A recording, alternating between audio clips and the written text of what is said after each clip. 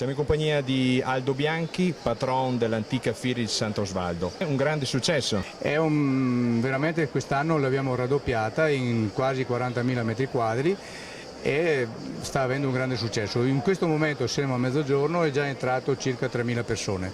Speriamo poi con i cani oggi di fare ancora un grande successo, ma puntiamo molto alto. È raddoppiata in quest'anno perché abbiamo la necessità di ampliare questa fiera in senso di dare un tono anche alla città di Vittorio Veneto, proprio come fiera unitaria di tutto il resto.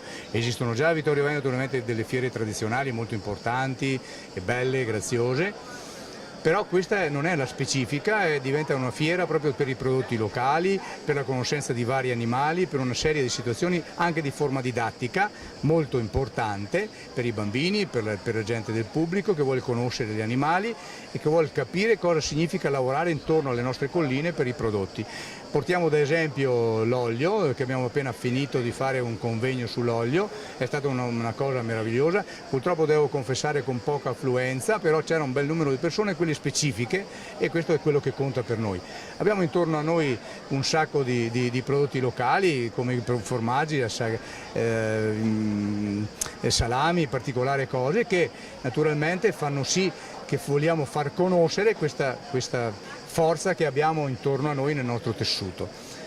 Poi cosa dire? Il successo è enorme perché abbiamo avuto la fortuna quest'anno veramente di avere 600 uccelli, una gara canola di 600 uccelli, è una cosa stupenda. Penso che bisogna girare tutto il nord Italia per trovare una fiera che abbia un contenuto di 600 uccelli.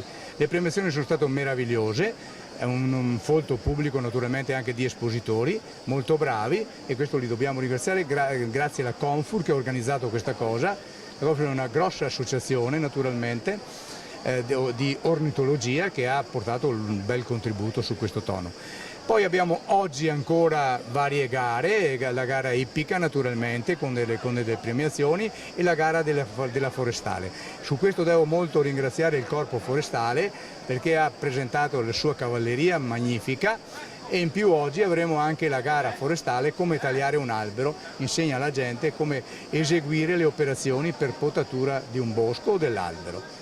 Questo è quello che posso dire, grazie a tutti i contributi che abbiamo avuto dal Comune naturalmente, dalla Regione che siamo riconosciuti come fiera e dalla provincia finalmente. E poi un sacco di bene a tutti quelli che hanno collaborato. Una giornata che darà modo di rivalutare anche il Parco Papadopoli. Certamente, è il primo principio fondamentale, la rivalutazione di Ceneda, questo è il senso l'obiettivo più nostro che ci facciamo.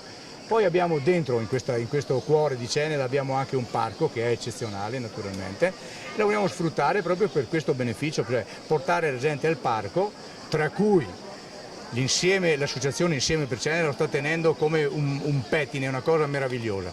Devo ringraziare anche Insieme per Ceneda per la collaborazione, ma bravi perché tengono il parco in una maniera bella, particolare, molto, molto, molto forte. Quindi la valorizzazione viene spinta anche ancora di più perché questa area è una cosa bella, tenuta bene e quindi diamo un valore importante. Cosa vuol dire oggi impegnarsi in un'associazione di volontari? Beh, oggi mi hai fatto una domanda un po' difficile, perché oggi impegnarsi con un'associazione volontari vuol dire credere innanzitutto a qualcosa, ma trovare le persone che si rendono disponibili per tutto il lavoro che serve.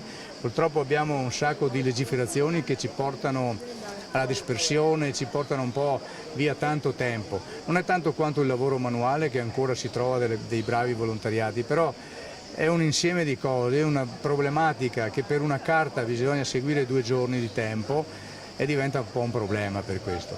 E siccome io credo che noi stiamo lavorando per tenere la gente, per educare la gente, per lavorare intorno, potremmo avere un po' più facilità su questo, sarebbe una cosa utile. Però fare del volontariato oggi e farlo in questa maniera credo che sia dignitoso, ma anche di un certo prestigio per chi lo fa, perché è una bella cosa.